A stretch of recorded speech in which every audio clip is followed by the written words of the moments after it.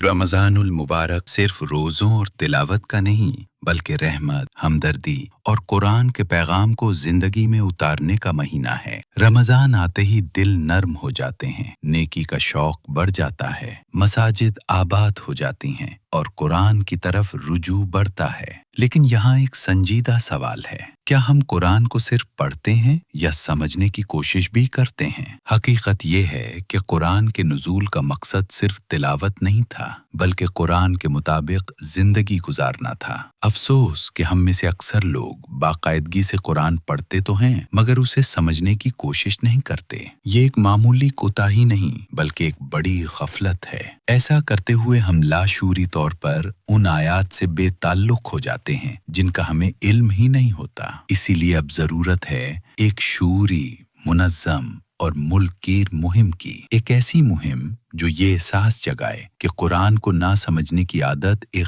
गलत रविश है और इस पर हमें इस्तिग़फ़ार भी करना चाहिए और इस्लाह की दुआ भी। ये मुहिम लोगों को कुरान की तिलावत की दावत दे। ये मुहिम लोगों को कुरान को समझने की तरफ एक अमली कदम पर आमादा करे। ये मुहिम सिर्फ नारों तक महदूद ना हो बल्कि ज़हन साजी करे, रिवाज बनाए और आवाज बने। मसाजिद से आवाज उठे, मदारिस से पैगाम फैले, खुतबों और इज्तिमात में ये बात दोहराई जाए और मौजूदा दौर के तकाज़ों के मुताबिक सोशल मीडिया को भरपूर तरीके से इस्तेमाल किया जाए। मुहिम का पहला मरहला बहुत सादा हो। लोगों को ये बावर कराया जाए कि पूरा कुरान एक साथ समझना जरूरी नहीं, बस थोड़ा थोड़ा, सिर्फ एक रुकू या 2 रुकू और आगाज वहां से हो जो हमारी जिंदगी से जुड़ा है, यानी नमाज में पढ़ी जाने वाली सूरतों से। आइए हम सब मिलकर नुज़ूल कुरान के मकसद को आम करें, कुरान को पढ़ने के साथ समझने की फजा बनाएं और इस ज़हन साजी मुहिम की बुनियाद में अपना हिस्सा डालें।